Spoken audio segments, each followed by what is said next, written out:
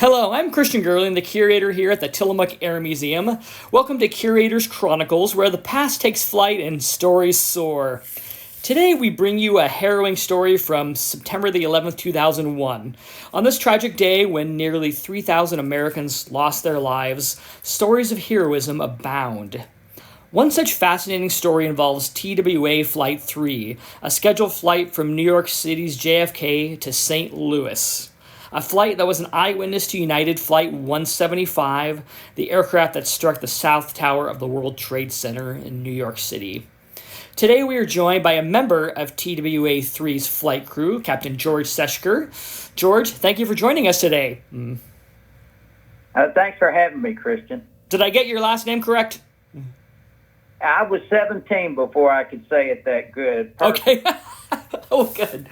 Well, wonderful. We appreciate you being with us. So George, take us back to that morning of September the 11th, 2001. How did you begin the day? Well, I spent the night in New York City because we had an early morning departure, 8 a.m., and next morning I drove to JFK. I parked the car, went into the crew room. I got my release from the dispatcher and then checked the fuel load and weather.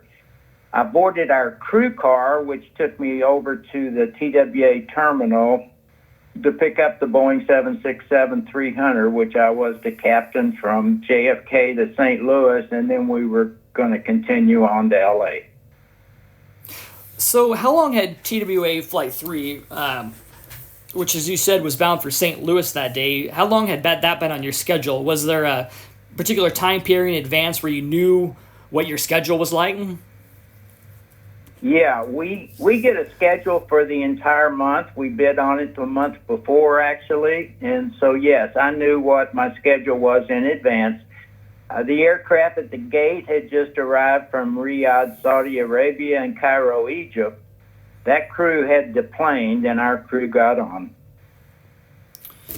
So, TWA 3, it takes off that morning at nearly the exact time as American Flight 11 strikes the North Tower of the World Trade Center.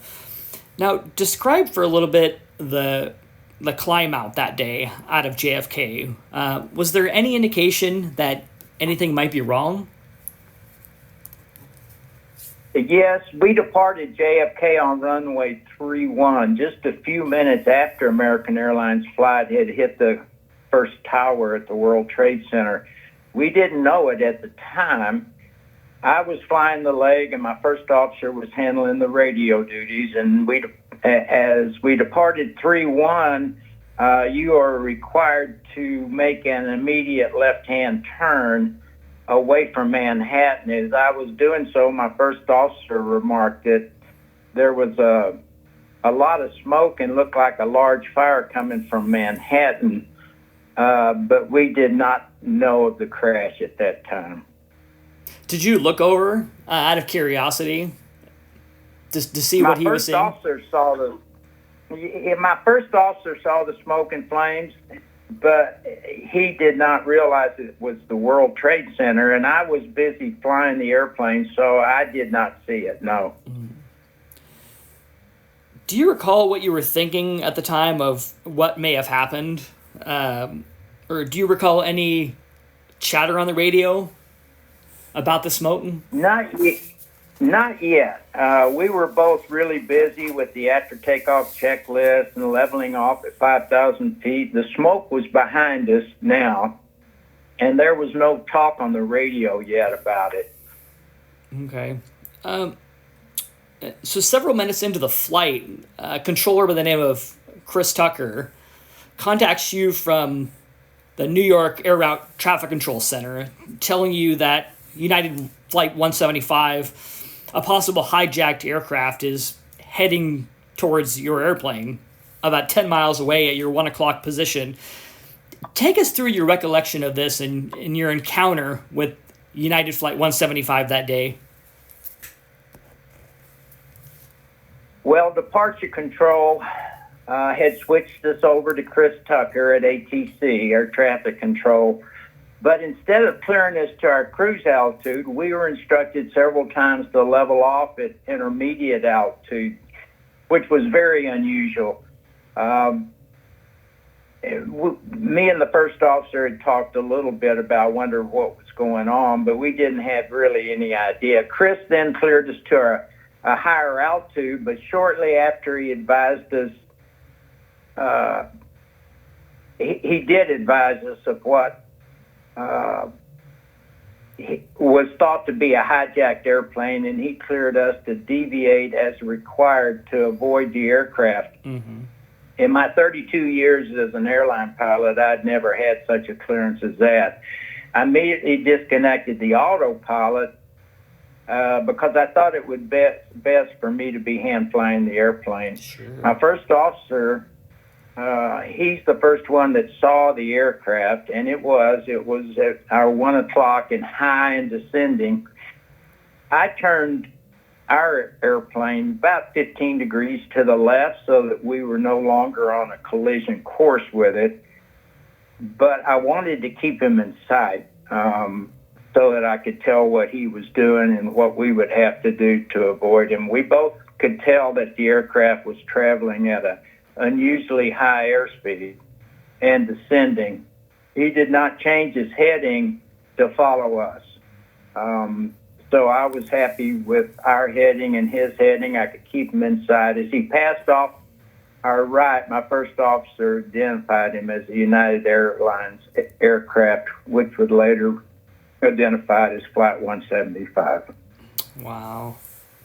How close do you estimate that 175 came to your aircraft as it passed you?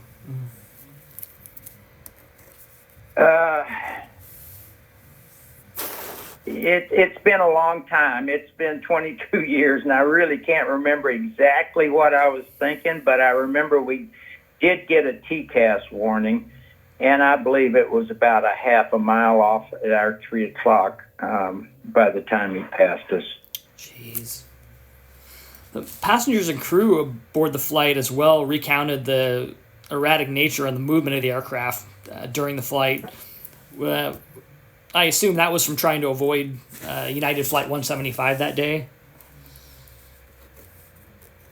I think initially it was due to us being told to level off every few thousand feet, which was so unusual, and it's hard for that big boy to to climb 1,000 feet and then have to level off again. And I think that initially the passengers could feel that as being unusual. But then I'm sure it was from us trying to avoid and to keep him in sight at the same time. I'm sure that that's true. Now, when did you first hear that United 175 had struck the South Tower of the World Trade Center? And when you heard that, what were your thoughts? Well, after Flight 175 passed us, we were cleared to our final altitude. And shortly after that, Chris came on and he announced to everybody that was on the frequency that Flight 175 had hit the World Trade Center, that New York City was under attack, and that there were other hijacked aircraft in the air, but no one knew how many or where. I remember the frequency had complete silence, which was unusual for New York because there's so much, so many aircraft, so much traffic. But it was just total silence. Nobody said anything. And after, I don't know, maybe 10 or 15 seconds, I picked the mic up and I declared an emergency. I requested clearance to the nearest airport that could handle a 767 landing. And this all happened before the flights were ordered to land. It just, I don't know, it just seemed like the obvious thing to do. Were you, around that time, were you given instructions to heighten cockpit security at all, knowing that there were hijacked aircraft out there? No. We are trained in all kinds of emergency situations, but this situation was not in any airline training manual or syllabus. anywhere in the world. So we just took it on ourselves on what we needed to do. So there weren't any requirements pre 9/11 that your cockpit door needed to remain locked. No. That this was different than anything that had ever happened. Now, I understand though that after this all transpired, that you and your first officer actually barricaded yourselves in the cockpit after these events. Can you talk a little bit about this and what your instructions were to the flight crew after finding out all this has happened in New York City? Yeah, I immediately called our FSM, flight service manager, to the cockpit. When you have 16 flight attendants, one of them is in charge, and I called her to the cockpit. I told her of the situation in New York and that I had declared an emergency and was planning on landing somewhere in 8 minutes. The in-flight service in the back had already begun. The carts were in the aisle, and I asked her if she could have the cabin ready in 8 minutes, and she stood up straight as a board and said, "Yes, sir." And then when she turned to leave the cockpit, I told her that no one comes in the cockpit again until we're on the ground. And for some reason, and I don't know why, I told her to stack the beverage carts up against the cockpit door, not to stow them, just to put them up against the cockpit door. She again replied to me, "Yes, sir," and she was gone. And after that, I removed the crash axe from the wall behind my seat, and I put it across my lap. I told my first officer that if anyone attempted to enter our cockpit, that he was to take control of the airplane and I would handle the intruder. And I made a quick PA to the passengers so that they would not be too alarmed. I felt like they had a right to know. Sure.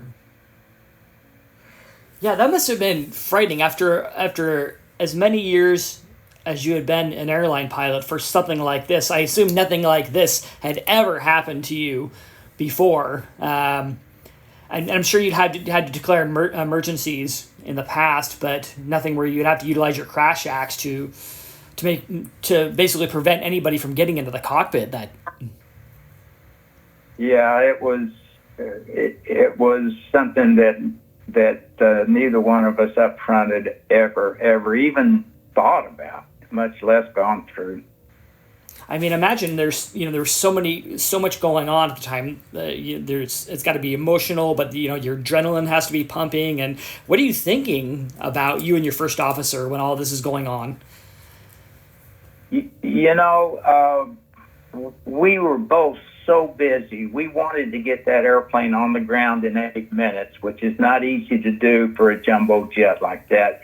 But we were now on descent for Dayton Airport. We knew where we were going to land. The first officer was calling company to tell them of our unscheduled landing, asked them to contact Dayton, let them know we were coming. We were doing the descent and approach checklist. We were trying to find approach plates for Dayton.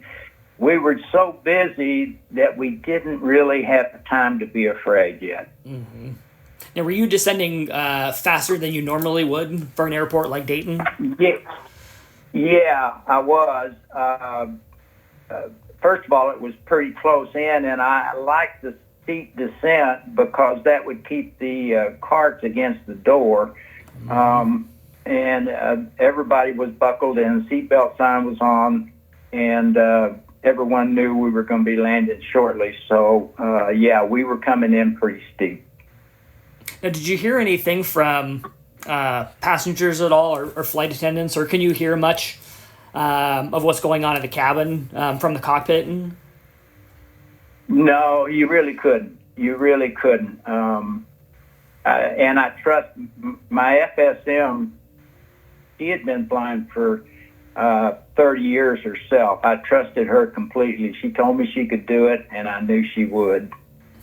That when you guys landed in Dayton, Ohio, that must have been a huge sigh of relief. Yeah, oh yeah.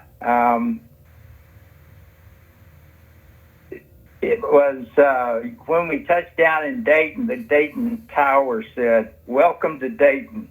And that they normally don't say that when you land somewhere. But anyway, I don't think I've ever felt better about landing anywhere in the world than I did in Dayton that day. As we taxied there was only one gate that the jetway would come up high enough for a 767.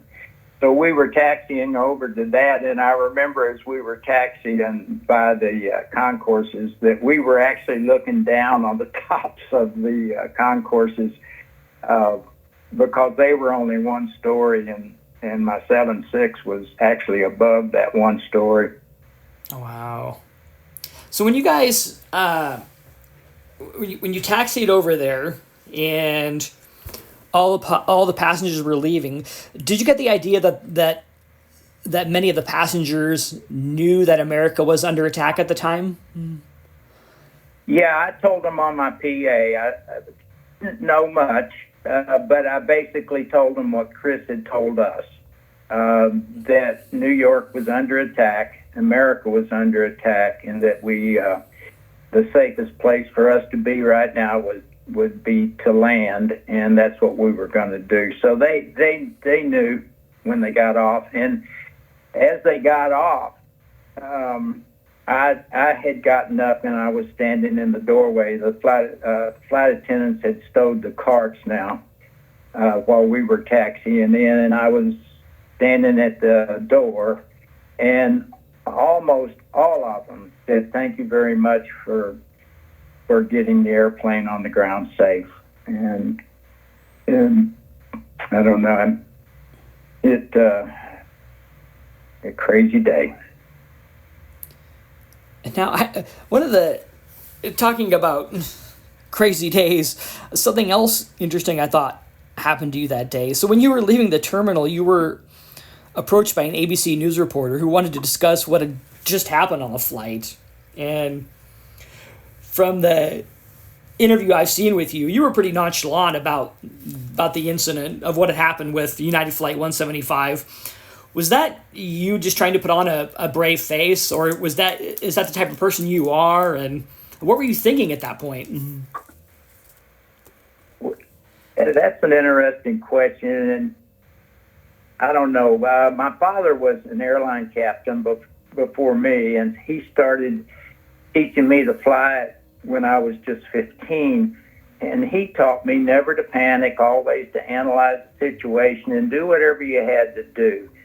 And then, of course, through my airline career, that's what they taught me also. So I've been trained over 40 years to not panic, to be calm, and it's worked for me for 40 years. So I knew it would work for me that day, and I still had that face on whenever I was leaving the airport, I think.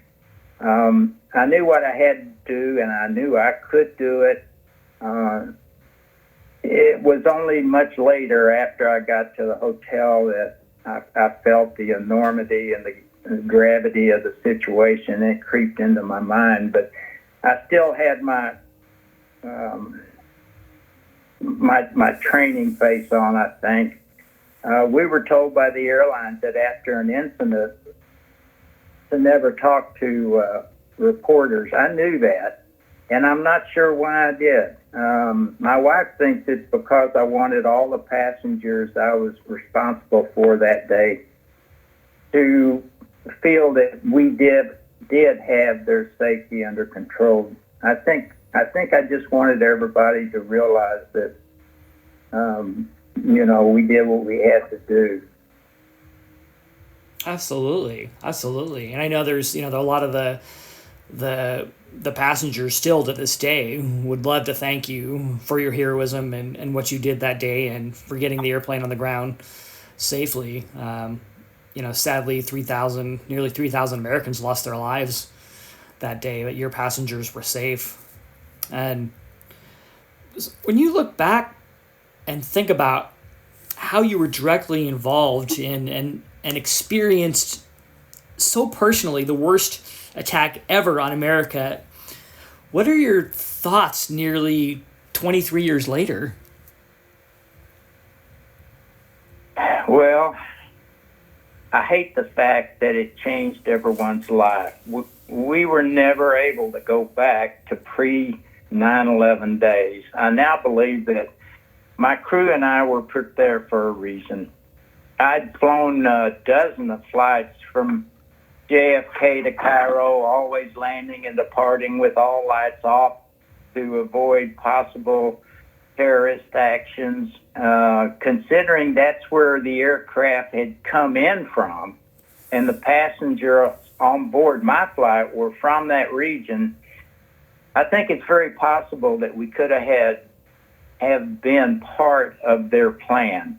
Crashing into the St. Louis Arch would have been a devastating thing for the U.S. Mm-hmm. I believe that my crew and I were put on that flight on that day so that we could prevent that from happening. Wow. Well, you did an amazing job that day, despite everything you had to deal with. So I want to thank you, George, for joining us today, and thank you for your service that day. Thank you for all you do, too.